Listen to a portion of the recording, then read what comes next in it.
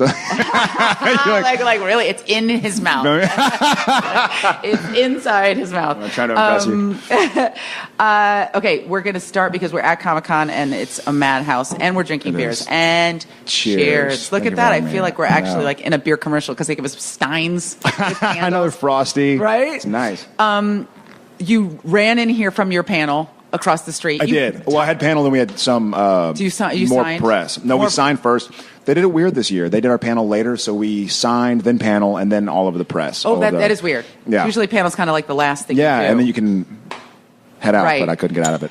And you flew in today? No, I flew in last night to L.A. My buddy Brian Buckley has a band, and he did a music song. A music song. Yeah, I know what believe it those or not. are. Yeah, I've heard it's a of new those one. on the internet. But he wanted to do. He was doing a music video, and so Genevieve and I did it yesterday in how Los nice. Angeles. Very cool. So I went to L.A., saw the wife, the kid, Yeah. and then drove here last night. And I was supposed to be staying north of town in La Jolla, and I took a nap in the car. Rock and and I roll. woke up, and my driver was like, I'm only 5 minutes from downtown. Oh, no. And I was like, No, no. what do you mean? And he's like, we're going downtown. And I was like, oh, man. By that point in time, it was midnight, and I had some Right. texts from Rob Benedict and Richard Spate and Misha.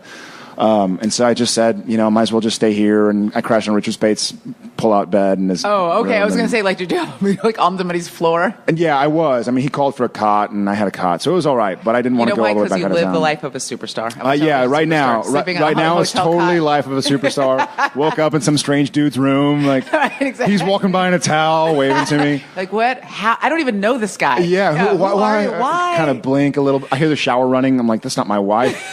Does Genevieve live in L.A.?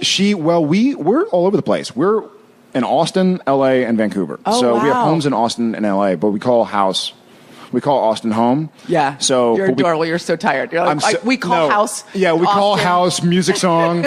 Yeah, so we call Austin home, but Austin's very far from Vancouver. So Right. and there's no direct flight. So Yeah. it takes a while to get to Austin. Does it even have a major airport? It has like a Burbank airport kind of Okay, thing. So yeah.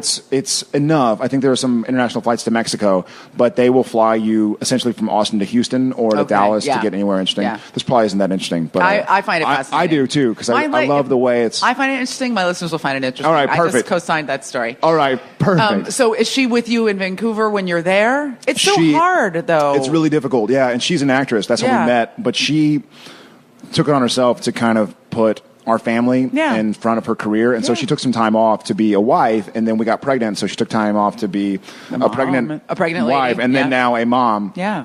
So I went from Austin to Vancouver last Sunday to start shooting. And then Okay. so she didn't do that leg with me. She went straight to LA.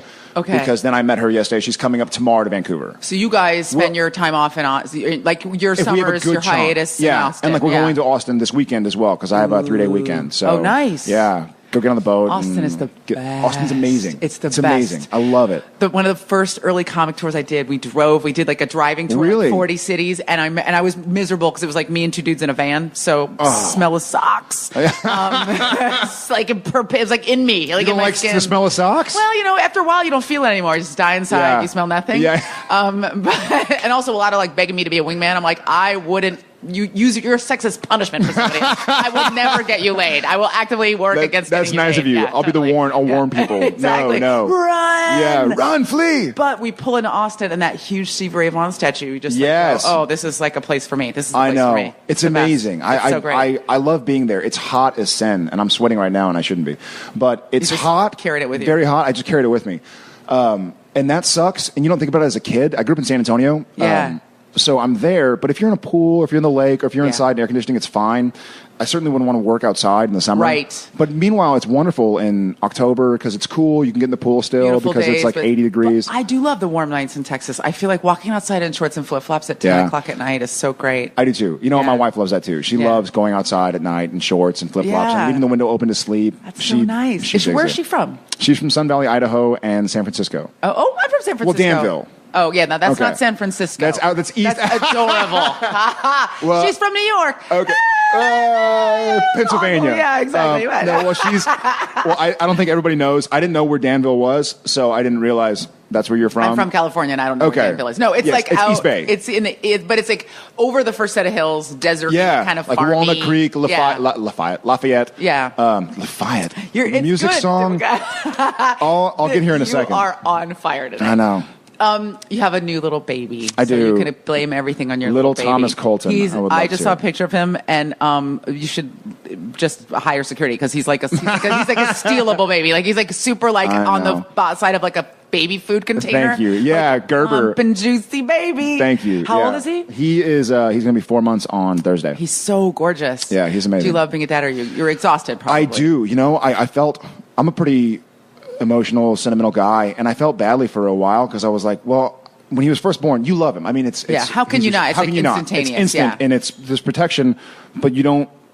Or I, as a father, I was like, obviously, I love my kid. I'll die for him in a second. That's not a question. It's not to sound cool, but it took me it took him responding to me. I heard somebody say, a woman becomes a mother when she gets pregnant. A man becomes a father when he meets his child. Yeah, if that makes any sense. Yeah, I think it does. And I did, and I'm a very I like big dogs to wrestle, and I like being active. And I think the older he gets and the more stuff he does, the more I love him. I also think it's fair, and I think it's human, and I don't think it's anything to be embarrassed about to say that the first, and I'm not a parent, but I have a lot of friends that are parents, that those first moments of parenthood are totally bewildering. Terrifying. You don't know what to expect. Oh, my God. How you're going to feel. Mm-hmm. We had a long, my wife was in labor for 52 hours. Dude. Yeah. Wow. Yeah. I mean, 1 hour of it would have been. Yeah. I won't sit on the toilet for longer than 20 minutes. I'm like, I'm going to come out. I'm good. You invest in a good book. You got a good coffee table. I know. I need to read something new. You know? I put down Twilight.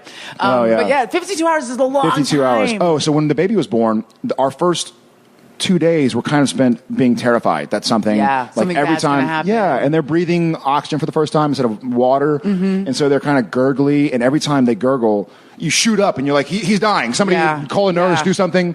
And so that was terrifying. And you're like, you want to hold a little mirror up to his little face all night long. Yeah. Breathing. And you don't want to swaddle him too much. You're like, I'm going to crush him. And they're kind of mushy when they come out. They're these little lumps. Absolutely. They have no control. And actually, when I first held him after he was born, his neck got in a way where he cut off his own windpipe because his head was just kind of and so the doctors had to go like, we need to make sure he's okay, to make sure his windpipe. Little babies, little smooshy babies. But you're dead, and it's the greatest. Yeah, it's the greatest. I'm very excited. And you just started back at the show. Just started back, yeah. We normally the show goes on and on and on. It's interminable. People love it, but you have a very limited amount of time. I'm so very here sorry. for like a minute. No, it's great. It's perfect. It's going to work out great. I feel more important if I overpack everything and then I understand. feel like I have to rush. So everywhere you see people, I'm so busy. Oh God, I would love to stay and sign the 90 photos you printed on your home printer of me, but I gotta run away. But it all crumpled. And let's talk about the con first, and then we'll talk about the show. I launched my podcast. I saw you last year here, and I was launching my podcast. So it's so great that you're like around my 1 year anniversary. Very cool. How do you feel now coming to Comic-Con? Because this is my third time. This is the first time I felt like I had it, like I had my hands around it. Yeah. Is it exciting anymore? Is it just a drag? It is very exciting. It's not a drag. You know what a drag is? Is that we film in Vancouver, and so literally I'm going from you to Zach to the flight. So Vancouver to shoot tomorrow at 6:30 a.m. That sucks. That does suck. If I could be down here for a week and go to San Diego at night, then fine. I'd love it. It's very cool. And it's flattering to see all these people who know so much about you and your work. And way more about you than you know yourself. Exactly. Yeah. And it can be very creepy. It depends on how you behave as to how much you let them in and how much, if you're Kim Kardashianing out, then people feel entitled to know everything about you. Right. But if you're respectful, you're like, hey, I'm a father, I'm a husband, I'm an actor. Also, I have a job, and then I have a life, and they're separate things. Yeah. And so people are very respectful to me, to Jensen, and to other people on the show, even though it's a very kind of culty show. Yeah. But I do like Comic-Con a lot. I like meeting new people. I like the fans. I mean, they're who keeps us employed, and I try not to be so. No, I'm gonna totally endorse this. I think people lose sight of the concept that we couldn't do what we do if these people weren't watching. You know what I mean? And there's an sense of entitlement. Like, I don't owe you anything. Well, I mean, maybe not in a literal sense, but I owe you my paycheck because if you didn't watch, I wouldn't work. Yeah, and it's easy to bitch about what you've got. Yeah. And then like when no one watching is, and you're like, whoa, why aren't people watching? What do they know? What they like that show, not mine. And then they watch the show. You're like, oh, well, now people are paying attention to me and I can't. It's a great problem to have. I mean, I'm not going to bitch about it. It's a bummer though. All of my friends that are on 1 hour shows, it's so hard to get here. It's so hard to do this. I mean, like, you guys started last week. Maybe if you were starting in a couple of weeks, you could have come in. You could have had a little bit more of a leisurely time. Yeah. And you guys just started a week ago. Yeah. And there's only 2 of you. This is something super inside baseball, but let's teach some people something. Let's do it. Someone told me, I don't know if it was you, if it was Misha, or if it was Voices in My Head. Yep. Someone said that you're the only show on television where there's just two cast regulars, just one. You guys are 1 and 2. Yeah. That's unheard of on any show and any drama specifically. It is. And I came from Gilmore Girls where there were like 12 series regulars. Right. And then like 5 guest cast floaters that just swing in. Yeah. So what that means for people who don't know is that like you almost never get a day off. You almost never have like, oh, I don't have to go to work. It's just like a constant, nonstop. Yeah. I mean, even tonight so much, I couldn't, the first flight out of LA or San Diego gets to Vancouver at like 9 a.m. tomorrow. And I was like, guys, can I at least come in at 9 a.m. on Monday? You can't push the schedule that much or give me 2 hours off so I can fly on Monday, not going from Comic-Con to the airport. Right, like I could have a proper night's sleep and not be a wreck on Monday morning. Yeah, or like Jen and Thomas didn't come down with me because I was working all day today. Mm-hmm. But if I could have gotten out tomorrow, they would have come down last night. Right. And like had a night in San Diego and then meet people, had a meal. Meet people as opposed to seeing me last night to get out. So it's just frustrating scheduling wise. Yeah, yeah. Do you? Okay, that's not the question I wanted to ask you because I was like, sorry, no, it's okay. I'm music song. Let's just talk about the show because I kind of became a fan very late. Well, like season 5e, I think is when I got into it. And season 5e was good. Season 5e was all right. It wasn't as good as 5, but 5e was also good. 40 was all right too. And I met you last year. I said I was a fan of the show, and I'm going to tease you now. I was like, oh, I really love a show, and you said, why? I remember that. And I feel like when I first started watching it, it was like I had a couple of CW shows that were like my guilty gym. Like I have a TV in my gym, so I go into the gym. I have an hour to myself. Oh, rad. I DVR all my shows. I watch them on the treadmill, and this show is kind of focused on stuff that guys love, and Supernatural is like such a masculine like show. I appreciate that. It really is. It's a dude's show. I'm sure a lot of girls watch it, but it's really a guy's show. It's a show where you guys drive like muscle cars and you're constantly drinking at like 10 a.m. in the morning, cracking a beer for breakfast. Right. Yeah. And just shooting stuff and beating blades stuff up. falling out of your pockets. Like you go to pee and then like a machete falls on the floor. Was it always like that? Did the show start that way? God. It feels like the show didn't. Yeah. You know what? I'm going to reset that.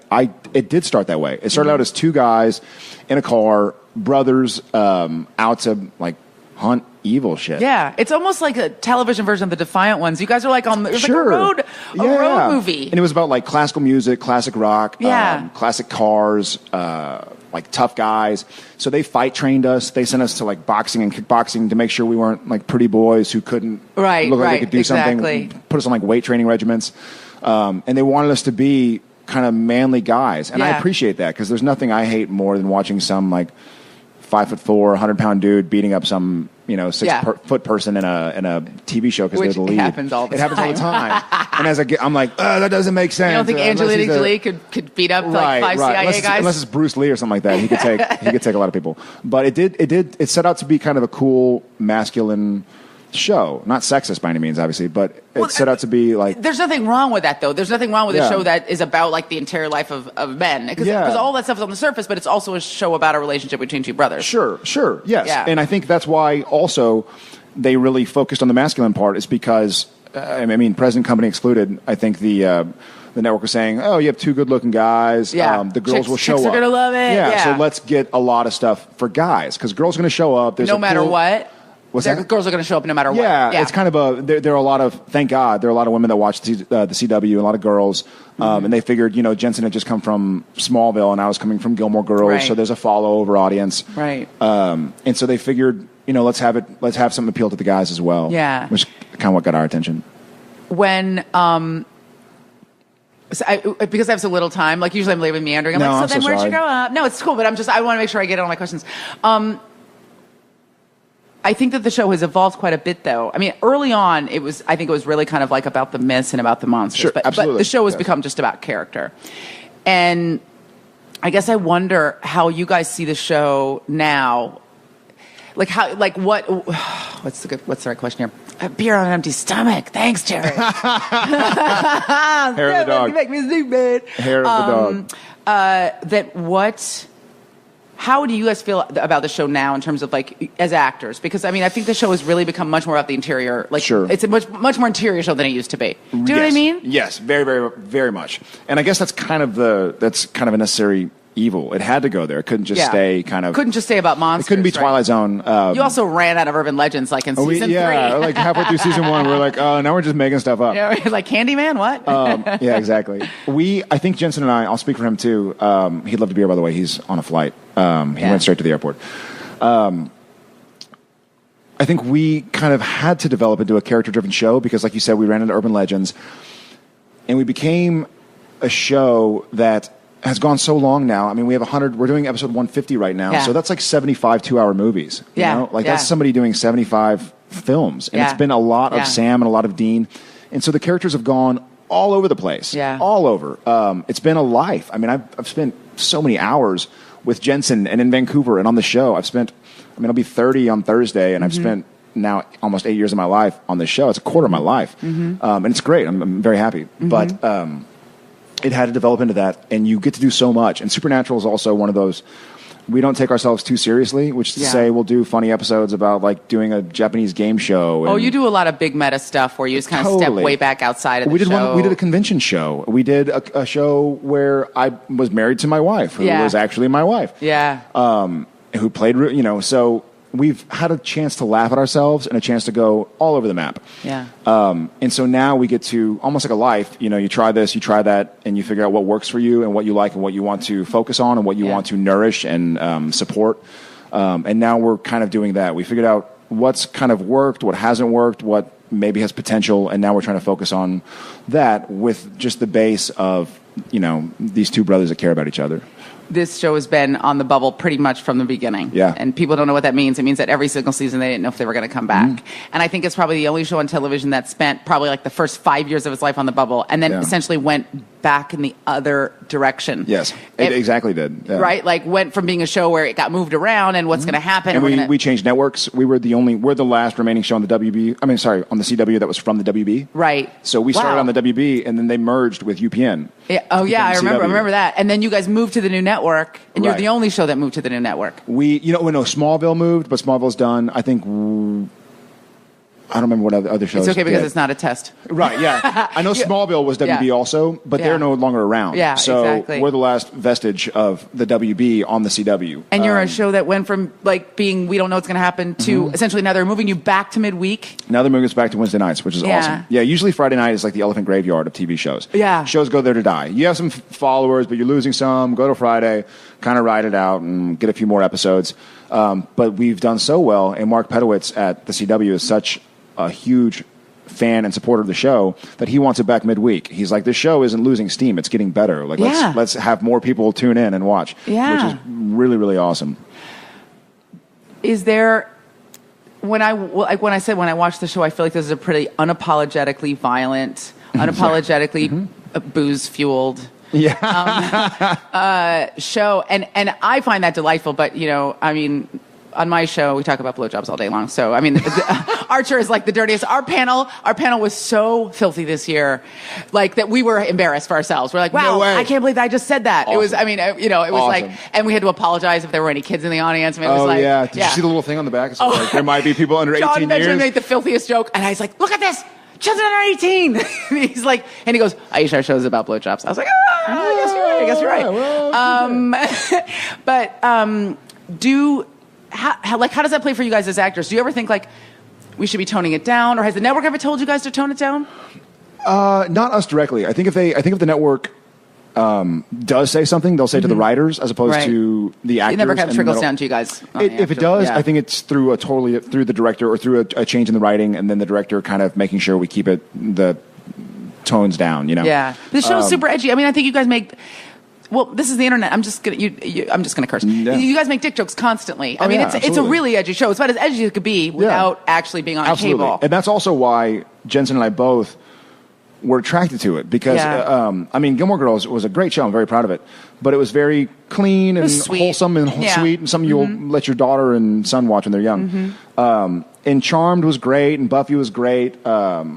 And Reaper was great, but we weren't interested in doing like a campy sci-fi show. No. We wanted to do a serious, gritty, and we've since been able to laugh at ourselves. Like after this huge following, we've been able to say like, hey, we're going to do a campy episode to back away from... because you have the strength of a base. Yeah. People know the show, they know the characters. But we were both... I kind of said to my manager at the time, I was like, listen, Charmed is great, Buffy's great, Angel's great, but I don't want to make a campy sci-fi show. Right. They're like, well, this isn't it. Listen, Meet with Kripke, it's like an X-Files, but with two brothers as opposed to two FBI agents. So that's why I was really interested. You grew up in Texas? San Antonio, yeah. Did you always want to be an actor? Yeah. Really? From the time you were little? Yeah, from the get. I hate saying it because it sounds... It's okay. There's nothing wrong with knowing who you are, though. I know, yeah. But I think, I mean, I had a feeling. You know what I watched? There was a great interview with Piers Morgan and Robert Blake the other day. And Robert Blake went nuts. But in one part... he started nuts and he stayed nuts, yeah. Does he go bananas? I haven't watched it yet. He goes apeshit. He goes crazy. It's awesome. It's great to watch. But at one point in time, he says he remembers being 5 years old, looking at Spencer Tracy and saying, I can do that. And I was like, some of the inane things that came out of his mouth I didn't necessarily agree with, but I heard that and I was like, I agree. Like I kind of felt as a kid, I'd watch like Home Improvement. And at first I think it started because all the girls wanted to date JTT and it's like Jonathan Taylor Thomas. And so I was like, I want the girls to look at me. And then I just loved acting. I loved storytelling. And what was your first acting experience? God, real acting, I think I did like Les Miserables in 6th grade. I think I played like 5 different characters. Way to aim low, Jared. No, but it was in school. I know he's like, oh, we did like a little one-act play. It was Pippin. Les Miserables. You know how we get down. No, but it was not. I wouldn't watch it. I wouldn't pay to see it. It was just a little middle school production of it. And I think I played like 6 characters. I wasn't one of the leads by any means, but I fell in love. And you were in love right then? Yeah. And growing up in San Antonio, was there like a really, I mean, did you see a clear path to what you wanted to do from there? God, no. Not in any way, shape, or form. It was, my clear path was, I was enrolled at UT to be an engineer. Yeah. Okay. I had taken my SATs, my PSATs, and I totally wanted to be an engineer when I was in college, freshman year, and then I saw how many classes you had to take. I know. Well, like 1,000. I was a mathlete in high school. Okay. So rock and roll. Yeah, you won some kind of award. Yeah, in forensics, some kind of national forensics thing. That was acting though, but I did like mathlete competitions. Oh, okay. Yeah. National Merit Scholar. I'm like, I don't know how forensics relates to acting. Yeah, I know. It sounds weird, right? It sounds like I assumed you were dissecting bodies. But I guess it's not forensic pathology. It's just they call it National Forensics. And then I thought it maybe was like debate. It is. It was speech and debate and dramatic interpretation and duet and stuff like that. And I did that in high school, but you're not going to, I mean, a lot of people act in high school. Yeah, no, I was going to be an engineer. And then I won a competition to be on the Teen Choice Awards, and I met Dan, who you were talking with earlier. Yeah, you met your manager at the Teen Choice Awards? Mm-hmm. When I was about to go back to senior in high school. That's adorbs. Yeah. So you were about to enroll in UT. You knew you were going to go. I met my manager before my senior year, and then I went back to school, and I just kind of started talking, auditioning over tapes. He's like, I want to sign you, I want you to come out. But my mom's a teacher, my dad's an accountant. They're retired now. So they were super excited about you leaving Texas to go to California. Yeah, they were stoked. They were so happy. Put them in the car. Psyched. Yeah, they were obviously very hesitant. Here's some money, go nuts. Exactly. And like come from a good, strong family background. Yeah, stable. My parents are still married and very much enjoying awesome. it. Yeah, and so they didn't want me to just go and send off to some crazy place where they hear terrible stories. Meanwhile, they're ultimately supportive, like fantastically supportive. Well, that's the dilemma of parenthood. Yeah, because you don't want to go like, go off and be an actor, because you don't want to send your works out kids great that are doing. for everybody. I know. Well, Jen and I talk about Thomas, and we're like, God, we better get out of LA before so he doesn't become an actor. Run. I know. I don't know. I kind of segue tangent. It's okay. I'm here for you. You were talking about you decided to be an actor, and Dan wanted you to move to LA. Yes, but I had to finish school. Yeah. So I flew out during pilot season, got a pilot, and used that money that I made in the pilot to, after I graduated high school, go drive to Los Angeles with my grandfather and audition for some stuff. And I got Gilmore Girls then. Did you? Yeah. Fuck you. And I just never... I love it. I drove out, I just for stuff, and then I got a huge series. Well, you know what? It was a 4-episode guest star stint. Yeah. As I signed on, it was for 4 episodes. And they liked me and asked me for like 3 more and asked me for another. And then finally they signed me for the rest of the season and then did 5 years. So were you flipping out? Because you're young and you're relatively new. So did you have a sense at the time when it was a big deal? Because no, it was when a actors pilot. work for a long time and they get something, they know. But if you're a baby and you get something, I had no idea. And it was a pilot also. So I booked a job and I filmed 4 episodes of the show before it ever aired. Right. So it wasn't like, hey, you're going to be on CSI, where it's like, oh my God, it's an enormous show. Yeah. It was like, hey, there's a show no one's ever seen. It might air one and flop. It might, I don't know. I didn't even get to see the pilot. I was like a little 17-year-old kid and like, oh, here are my sides. Yeah. And I met Amy Sherman Palladino, who we took a liking to each other, and she luckily brought me on the show and kept coming back. And that was a massive show. I mean, it did really, really well. For a long time. And I still made a lot of fans from it, which is really cool.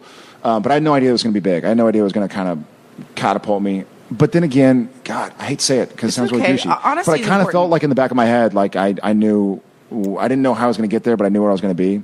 Yes, because I feel like there's a difference between being kind of like delusions of grandeur or grandiosity. Right. And the idea that like I know who I am. Sure. And I know what I want. Right. And I know what I'm capable of. Yes. And I'm going to work hard to get it. I mean, that's a different kind of clarity than like, I'm going to be a huge star. Yeah. Money. Look at this. Yeah, I know. Yeah. So that was essentially where I stood. How long between Gilmore Girls and Supernatural? Immediate. I went from, season 5 of Gilmore Girls, I did the pilot of Supernatural while filming Gilmore Girls. Because you were just like a recurrent, were you recurring or were you a series regular on Gilmore Girls? It was really funny because I was like a regular for season 2, a regular for season 3.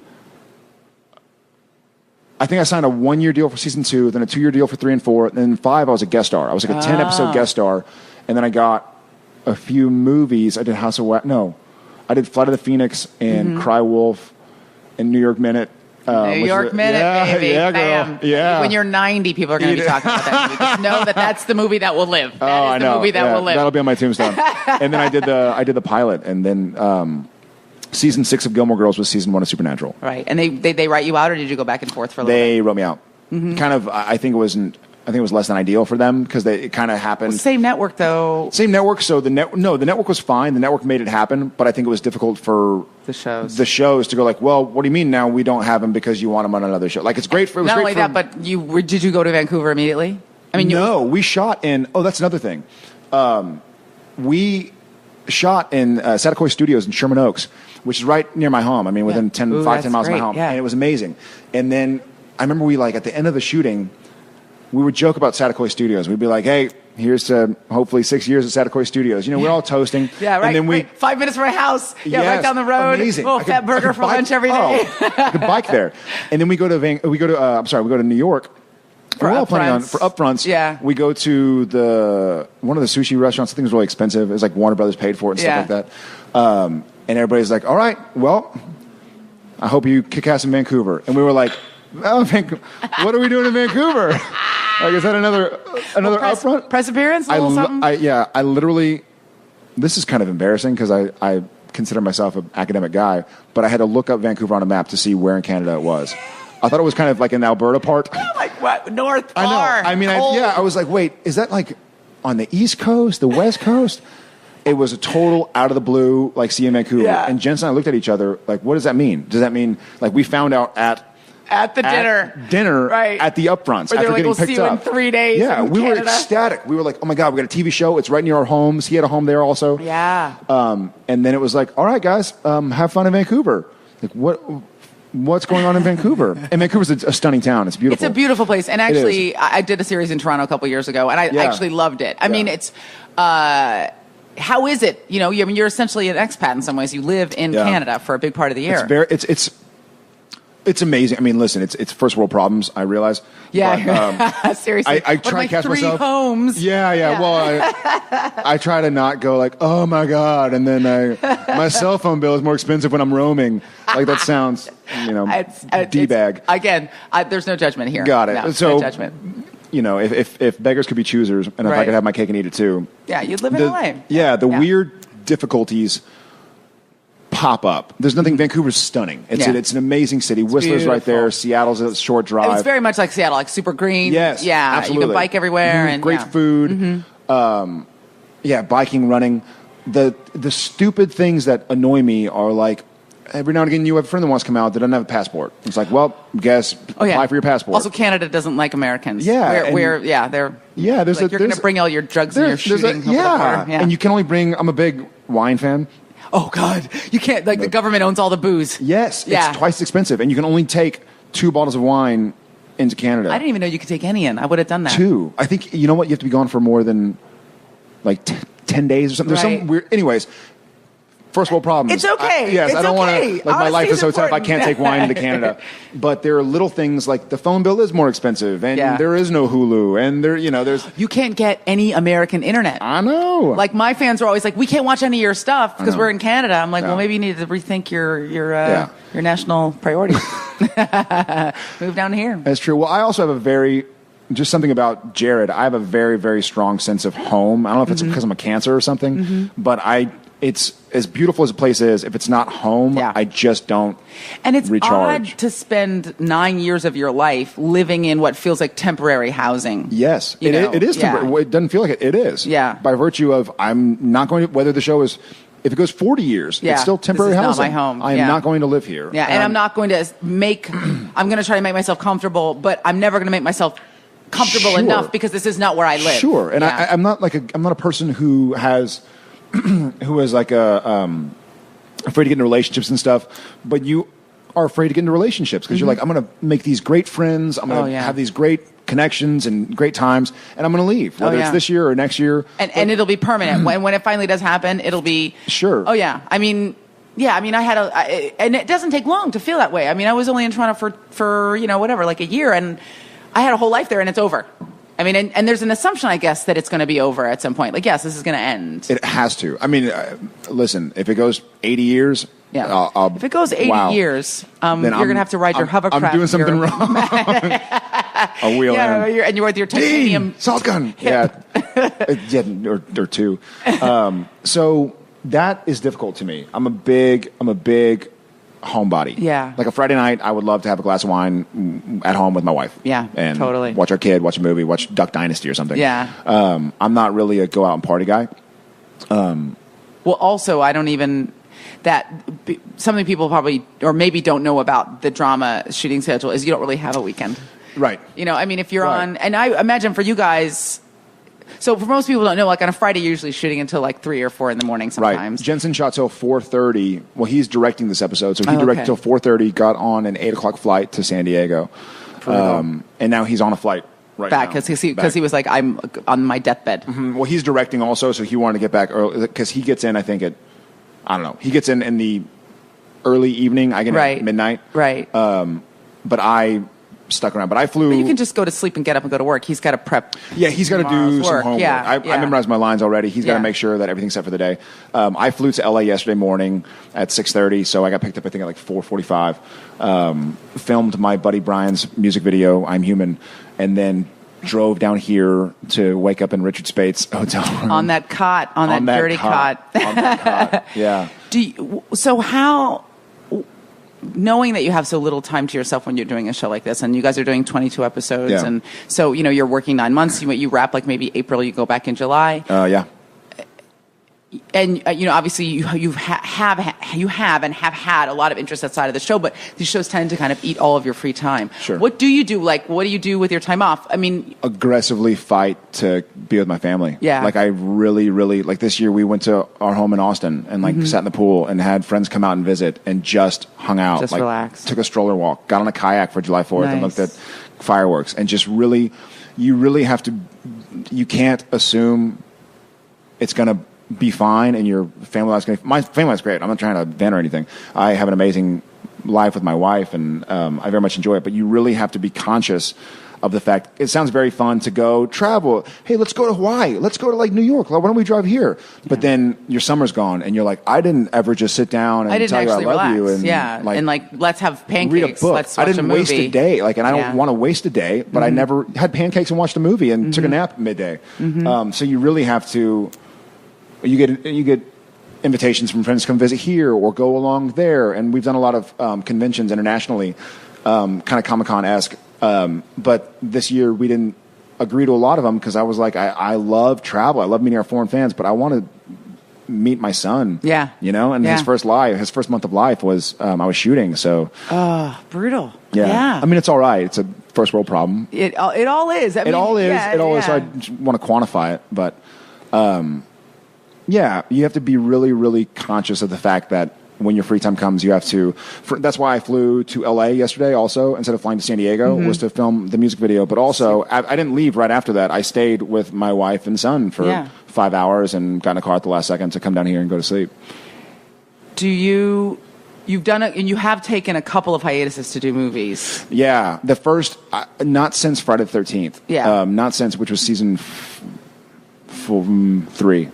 So really, God, I thought it was like around 5. Okay. No, that was right. I did that before I met Jen, and Jen was in season 4. Yeah. And since then, we've kind of just taken our summers. And there have been options. Yeah. And some of them are good. Some of them are not so good. Some of them are nice. But I really want it to be the right thing. And there's also I don't know how to, maybe it's a terrible career analysis, but I would hate to do a movie and it do really well and then not be available to do another movie on the back of that movie because I'm shooting. Right. So I'd rather just be really, you know what I mean? Because if I do a movie in the summer. You couldn't leverage the success of a film because you're not available. Right. Yeah. Right. You like that? I didn't mean to do that. I thought I had like some sweat. But you punctuate her like I really mean it. Just did period. I do that whenever I like something.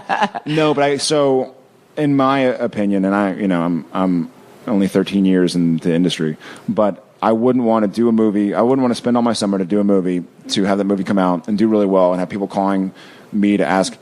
I find that if I do too many things, too many auditions, read too many new scripts, have too much of an idea that's going on, I start to not resent the situation I'm in, but I start to get sad and go like, oh, well, I should be auditioning for movies. I should be in Avatar, whatever it is.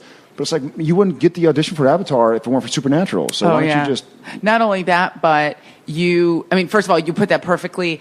The flip side of that is that you end up envying people, or like my actor friends who aren't working. I'm like, God, if I wasn't working, I could audition more. But if you could audition more because you're not working. Exactly. Like, you can't be, Right. And so, and I've tried to not be so short-sighted as to believe that all this interest I'm getting is purely because of me outside of Supernatural. So I'm grateful to Supernatural, and I'm also pretty fiercely loyal. Mm-hmm. So it's done so much for me, and the fans have been so loyal and supportive that it sounds like a company line or something, but I don't want to shoot Supernatural in the back to go... Get gift horse in the mouth. Yeah. Exactly. Especially right now when, I know a lot more people who are more talented, better looking, harder working that aren't working. You're humiliated. I was like, humiliation. That's not what I was saying. Humility. You, whatever what's happening to you is rubbing off on me completely. Music song? Okay. What? Oh God. So, I'm sorry. This is so hacky, a reportery question, but like, what do you want to do when Supernatural is over? What do I currently think I want to do? Yeah. Besides spend time with your family, which is the I would love to never do a 2-person TV show again. I mean it. Like it's amazing, and to totally go against what I was just earlier talking about, how grateful I am, which I really am. It's such an intense. I mean, basically, I used to before every season. I used to in June call my friends, take them out to a steakhouse, and go, "Hey guys, all right, I'll call you in April." Yeah, like literally. I'll see you in a year. Yeah, don't take offense. I love you. You're my dear friend. But I can't call you because if I'm on the phone, I should be reading my script. I should be working out. Or sleeping. Or working out, or doing something, spending time with my son. I didn't have a son then. But I probably should be working, and there are a lot of people whose jobs depend on it. A lot of people are spending a lot of money to pay for it and to buy cable to watch it. Anyways, so I would like to never do that again. I would love to do movies. I'd maybe love to do like a movie a year. I also don't want to sacrifice too much of my anonymity. Yes, like to have your work take over your life. Yeah. We went to Brazil this past summer, a couple months ago, and I guess Supernatural is hot stuff in Brazil. Wow. Like, insane. Like I went to the beach and there was paparazzi and stuff. I never had that. I've had people take pictures and... You guys also, both of you, you and Jetson both live pretty private lives, and I think paparazzi feed on energy. If you throw them bones, if you ignore them, they leave you alone. Right, but I guess in Brazil they didn't care. I mean, if I was just sitting there doing nothing, they would have stood there. And I looked at my buddy Cliff, who's my bodyguard, and he works with us up in Vancouver and all over the place. And I was like, I don't know why somebody would seek this out. Like, I don't know why somebody would. Punishing. Yeah, I don't. It's not my idea of a good time. Yeah, or being human. I mean, I think there's a Sure. part of it being an actor, which is like, I'm going to live a human life. I'm going to get up in the morning and do my own laundry, make my own breakfast, take care of my children, Right. drive my own car. Right. How can I pretend to be a person who does those things if I don't do them myself? If somebody comes and wipes my ass every day, Right. You know? Precisely. Yeah. So I answered your question for you. Sorry. So no, you're absolutely right. I think it's pretty universal, but I don't want to. And once again, it's time will tell. But I'm not just saying it. A lot of people go like, "Oh my God, I hate fame. Like, I just don't want to be famous." And then they're like, "Hey, at the Roxy and whatever else, partying." It's like, listen, be honest. Like, it's not a bad thing to like fame. It's kind of cool. It's neat. It's interesting. It's a cool life. But if you're not into it, then why are you like? Why are you walking? Why are you shopping at Kitson and eating at the Ivy? Exactly. Like, if you don't want the paparazzi to follow you, then don't go to the Ivy. Yeah, exactly. Like, don't go to Marquee. Yeah, watch a movie. Yeah. Like, watch a movie. Yeah. Watch Apple TV or something. Yeah, totally. I love Apple TV so much. Oh my God, we have it in like every room of our house. I do too. I have every room in Austin. I have it in my trailer in Vancouver. We have it in Los Angeles. I'm betting my wife is watching it right now. We watch Duck Dynasty. I don't know if you watch it. I have never watched Duck Dynasty. I don't even know what it is. It's so redneck and old school and awesome. Are they duck hunters? They invented a duck call that. Oh. Have you seen it? No. Okay. No, I've heard of it. So the father invented a duck call that did really well, but was like a local sale. Like, he'd sell it to the local bait and feed shop and tackle, and he'd make enough money to survive. And the son, Willie, has just this great business mind and turned it into this like corporation. And now they sell them at Walmart and Target and Academy, and now they have like Duck Dynasty baking soda and whatever else, and so it's worth like $20 million or something. Very Texan. But they live in Louisiana, and they're so like redneck. Like, they've got beards down to here. Like, drive around their ATVs, and they're oh my God, like getting rid of bees nests and with a stick. Yeah, like breaking down beaver dams, and just like the life of a country boy who made too much money. It's kind of like Beverly Hillbillies, I guess, but they don't ever move to Beverly Hills. Right. They kind of stick around. So like, we're gonna go out and we're gonna break a beaver dam. Yeah. What's your day like? Got a stick? I got a stick. I got to break down a beaver dam. Those beavers are damming up my water, and I got to drive my mud through it. Okay, do you have a self-inflicted wound story? I'm thinking. I've been thinking. It's okay if you don't, and today's an unusual situation. It is. I'm really sorry. You know what? It's okay. If I think of one, I'll do a phoner. Call or something. Yeah, I will. I will phone in and be like, Aisha, listen. I thought about this. It's okay. I wish I did. I'm sure I do. Yeah, it started out as epic drinking stories. That was how it originally started out, like the worst thing that ever happened to you when you were drunk, or the most embarrassing thing. And then it kind of evolved because not everybody drinks, so it kind of broadened out to something bigger than. I can do that story. Okay, I just told that one actually. Yay! I was in Mexico. It was during the strike, and we did an all-inclusive. Yeah, because your season was shortened that year. You guys stopped down. So we finished like in December, didn't go back till March. So we went to an all-inclusive for New Year's, and I don't know if you've been to all-inclusive or if any of you out there. No, I have once. Yes. Okay, so they do. So everything's free. So what they do to keep people excited is they'll do like, hey, we're doing a karaoke contest or a dance or a hot potato contest, and they'll do stuff out by the big pool. One day it was a tequila drinking contest. Oh, yes. And so, I remember winning, and then I kind of remember falling, and then I remember waking up in bed naked and going, why are my clothes off? And my brother, who is a doctor, was like, well, after you fell on the pool, I decided to carry you because he's bigger than I am. I'm 220 pounds, and he's 240. So he's the only guy that could get me across the pool in front of the rest of the all-inclusive guests to get me back upstairs. He's like, and I didn't want you sweeping in your swimsuit, so I put you in a towel and put you into the bed so you'd be dry, which is not too bad. I mean, everybody's kind of had one too many, except we were at an all-inclusive, and it was like day 2 of a 6-day trip.